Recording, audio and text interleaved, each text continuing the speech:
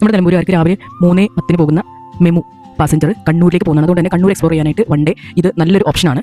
ഇതിലൊരു കാര്യം ശ്രദ്ധിക്കേണ്ടതെന്ന് വെച്ചാൽ മെമു അവിടുന്ന്, അതായത് നമ്മൾ ഷൊർണൂരിൽ നിന്ന് ചില ദിവസങ്ങളിൽ കണക്ഷൻ ആയിരിക്കും, എന്നാലും 5 മണിക്കാണ് അവിടുന്ന് സ്റ്റാർട്ട് ചെയ്യുന്നത്. 4:15 എത്തിയാൽ 5 മണിക്ക് സ്റ്റാർട്ട് ചെയ്യുമ്പോൾ പേടിക്കാനൊന്നുമില്ല. അതുപോലെ നമ്മൾ 8:30 ആകുമ്പോഴാണ് കണ്ണൂർ സ്റ്റേഷനിൽ എത്തുന്നത്. ഞാൻ ഈ പറഞ്ഞ സ്ഥലങ്ങളെല്ലാം നിയർ ബൈ 2 കിലോമീറ്റർ 3 കിലോമീറ്റർ ഇല്ല, ഒരു 1-2 കിലോമീറ്ററിൻ്റെ ഉള്ളിലുള്ളതാണ്. അപ്പോൾ ആദ്യം നമുക്ക് സെൻറ്റ് ആഞ്ചലോ ഫോർട്ടിലേക്ക് പോകാം.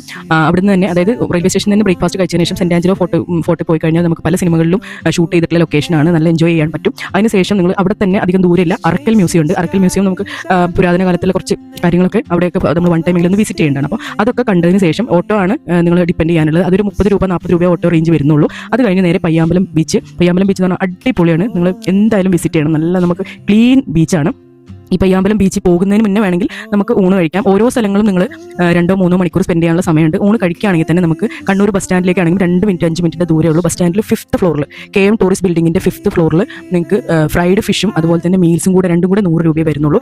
അതുപോലെ തന്നെ അവിടെ ഫേമസ് ആയിട്ടുള്ള സ്പ്രിംഗ് ചിക്കൻ ബിരിയാണി വരുന്നുണ്ട്. 200 രൂപയാണ്. പക്ഷേ എന്നാലും നിങ്ങൾ ടേസ്റ്റ് ചെയ്യുന്ന ഒരു ഐറ്റം തന്നെയാണ് അത്. സോഫ്റ്റ് ഹോട്ടൽ എന്ന് പറഞ്ഞിട്ട് നമ്മുടെ ബസ് സ്റ്റാൻഡ് അടുത്ത് തന്നെ ആരോട് ചോദിച്ചാലും അന്വേഷിച്ചാൽ പറഞ്ഞു തരും.